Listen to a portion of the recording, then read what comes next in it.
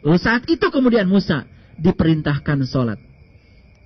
Dengan ayat yang berbunyi, Innani anallah, la ilaha illa ana, fa'budni, wa aqimi sholata li zikri. Sesungguhnya aku adalah Allah, tidak ada Tuhan selain aku, sembahlah aku, dirikanlah sholat untuk mengingat aku. Yang mengusik pikiran saya saat itu, dua pernyataan yang terakhir, sembahlah aku, dirikanlah sholat untuk mengingat aku.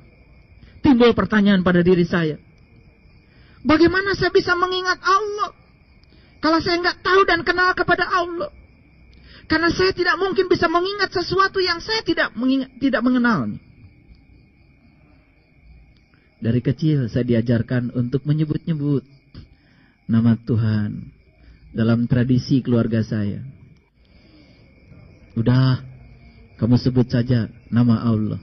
Subhanallah, Alhamdulillah, la ilaha illallah, Allahu Akbar. Sudah, kalimat itu saya sebut-sebut. Tapi kemudian saya berpikir lagi, konflik kognitif belum selesai. Loh, kalau saya menyebut-nyebut namanya, apakah saya mengingatnya? Timbul konflik kognitif lagi. Loh, bukannya mengingat dengan menyebut itu berbeda.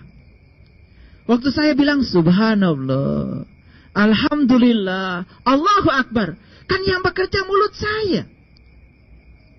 Kalau yang bekerja mulut saya, berarti saya saat itu bukan sedang mengingat, saya sedang menyebut.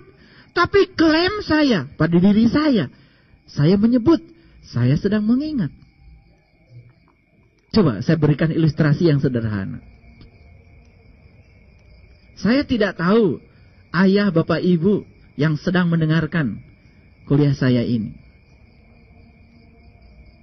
Misalkan si ibu A, bapaknya namanya, sebut saja namanya Abdullah. Saya belum pernah ketemu dengan Pak Abdullah, bapaknya ibu A itu. Saya ingin ingat sama Pak Abdullah.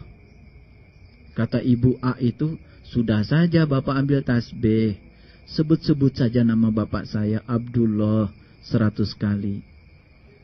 Udah saya sebut-sebut Abdullah, Abdullah, Abdullah sampai 100 kali.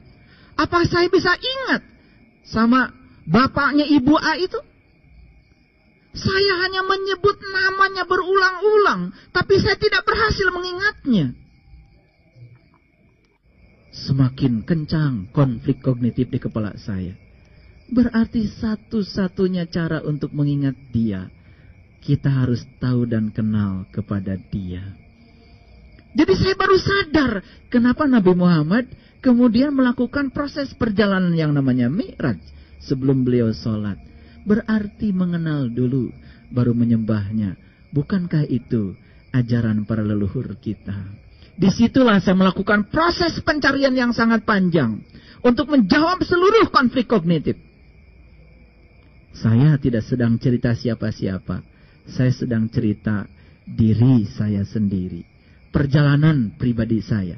Saya mengalami banyak kebingungan dan konflik-konflik yang luar biasa di kepala saya. Dan ternyata sampai sekarang pun saya masih mengalami konflik itu.